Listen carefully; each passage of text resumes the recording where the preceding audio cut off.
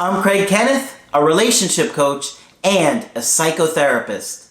Every relationship is different and every breakup is different.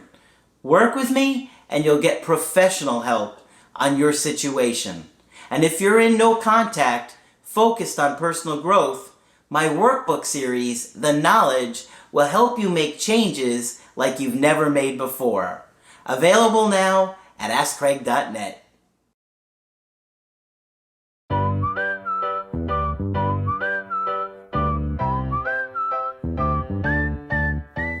Hi there, I'm Coach Craig Kenneth. And I'm Coach Victoria. And today we're going to be talking about things not to do when your partner pulls away. And at some point during a relationship, your partner probably will pull away. Yeah.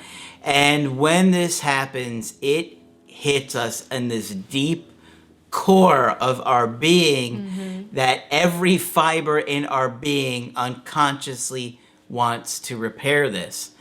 And I've talked about this in other videos where I believe it's because we are biologically hardwired to connect with our people or our loved ones to make us feel safe, make us feel like we're secure. We don't have claws or we have wings that we can fly away.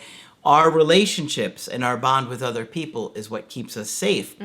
And so when somebody pulls away, it feels just in your core like you're being abandoned. Right. And, sometimes it's very confusing, but it's usually very scary as to what's going on. And when we're in that moment, that feeling, we want to do everything in our power to reconnect with them, to close up the gap in that distance.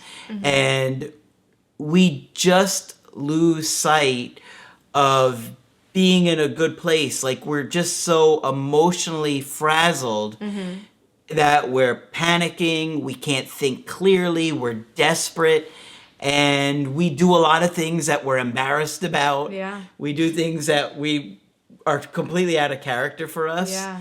And we're like looking back like, oh my God, I would never want anybody to know I ever did this. I've Yeah. had people get caught stalking. I've had people breaking into their ex's place, all kinds of things. It happens. And we're going to talk about things you don't want to do when your partner pulls away. And you got to be aware of these things so you can stop them when it happens. Emotionally frazzled is a really good way of putting it because that's really what it feels like when you're in that state. So we can end up making mistakes in that state that cost us our relationship. So in this video, we're going to talk about that, and we're going to talk about what not to do. Listen up, because this is going to be a very important video for you to avoid these mistakes, to be able to maintain that connection. And if you're watching this and you realize that you've done one of these mistakes that we mentioned, don't worry. Or all of them. Yeah. Don't beat yourself up. Don't think that this is the end of it. There's no going back. But from this moment forward, do realize the things to be aware of and just do your best one step at a time. Yeah. And this is important even for when your ex does come back, because it's not like they're going to likely jump in your arms and say, I want to be with you forever. Yeah. No, they left the relationship because things weren't working, and they're going to be reluctant to repair it. So they're going to take things slowly, and it's wise if you do the same. But my point is that they're going to show you times where they're distant from you, and you need to prepare for that, okay? Because these are things that will always happen in any relationship, that somebody will want to have some space. Right. Okay? I remember when I was going through one of my breakups with this girl that I was dating. Now, I didn't date her that long. I've brought her up on the channel before. And my instinct was, we have to talk about it. Yeah. Right? We have to talk about it. Instinct, yeah. I didn't understand all this stuff back then. And I was just like, we have to talk about it. We have to talk about what's going on here. We can fix this. If we just talk about it, we'll fix it. Yeah. And I didn't understand that she was avoidant at the time. I didn't even know about those things yet. Yeah. And so, me with my desperation of trying to, let's talk about this, caused her to be more like, whoa, no, this isn't working for me. Yeah, and that's very common. And you even see it in movies, there'll be some argument and then later they have one conversation that fixes it all magically. So that doesn't always work for people, especially if they are avoidant, because they do need that space to think things over, and trying to force that conversation really violates their boundary. So next, you don't want to interrogate your partner. So this is along the same vein of wanting to talk about things, but many times we can get caught up in our own anxiety of why are they distancing? Was it something I did? Maybe it was this day, where I didn't take the pickles off of my burger or whatever it is. So, that was definitely the day. Oh, that was it. That was the last straw, the pickles.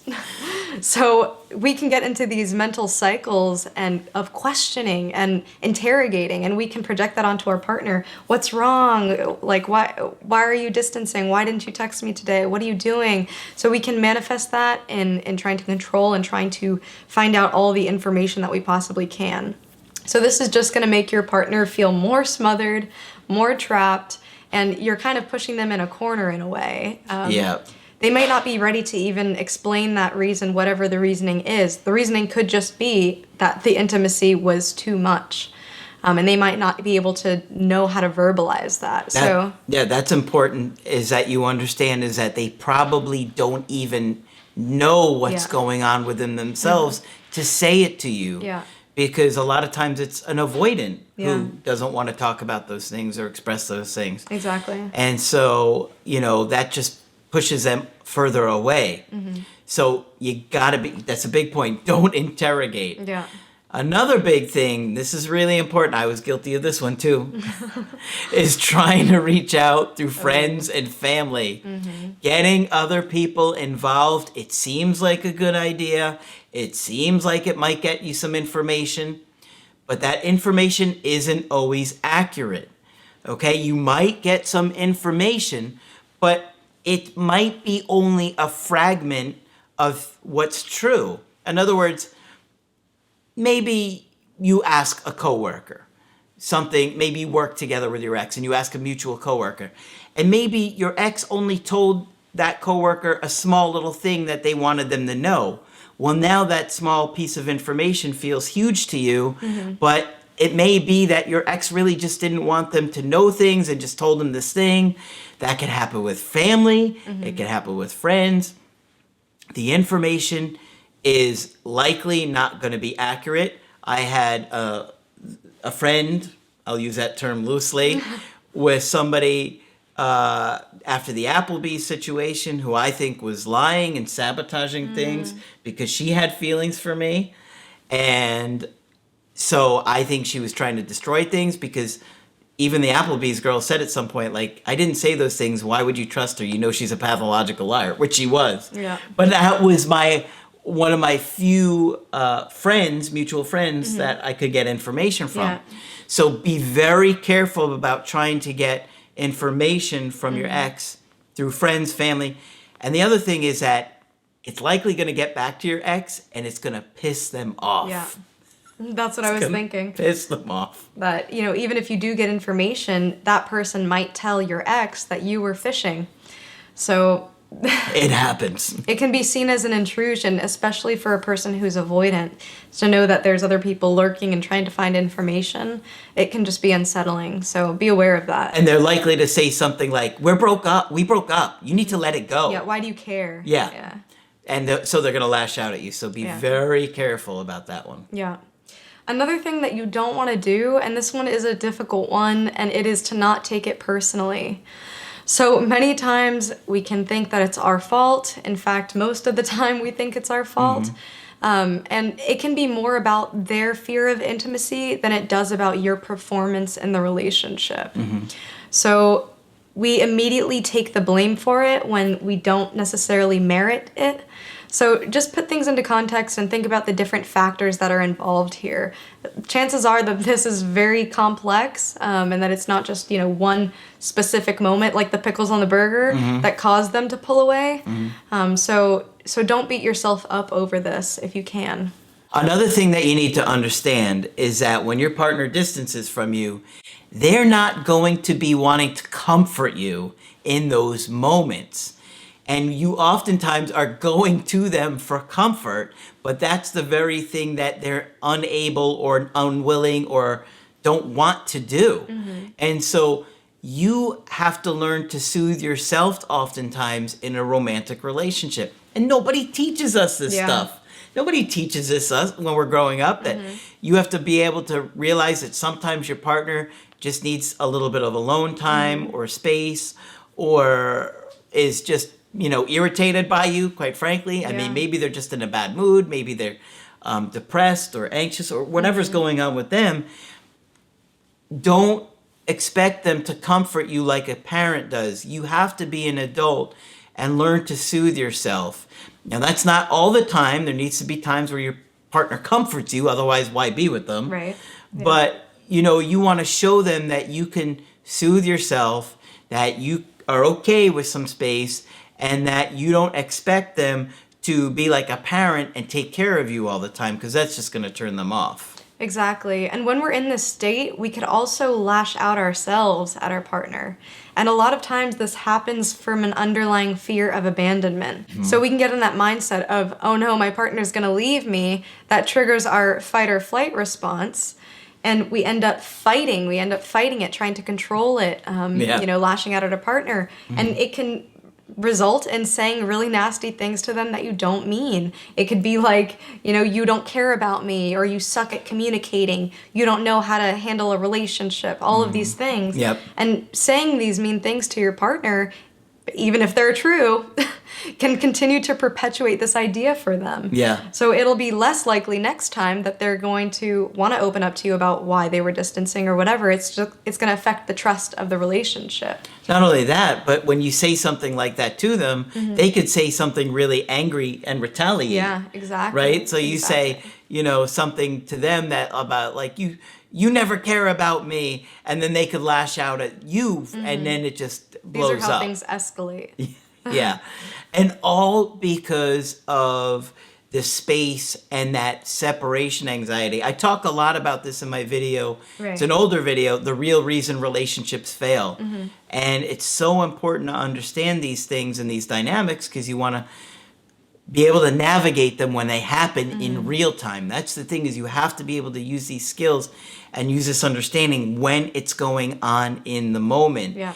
But, when you've been abandoned in your childhood or neglected, and your parents weren't very emotionally attuned and attentive, these things trigger us real quick, and we don't even know how to calm down when it happens. Yeah. So when you're in the moment, try to take a breath before you react or do anything hastily. So you want to try to look at things as objectively as possible, as difficult as that is.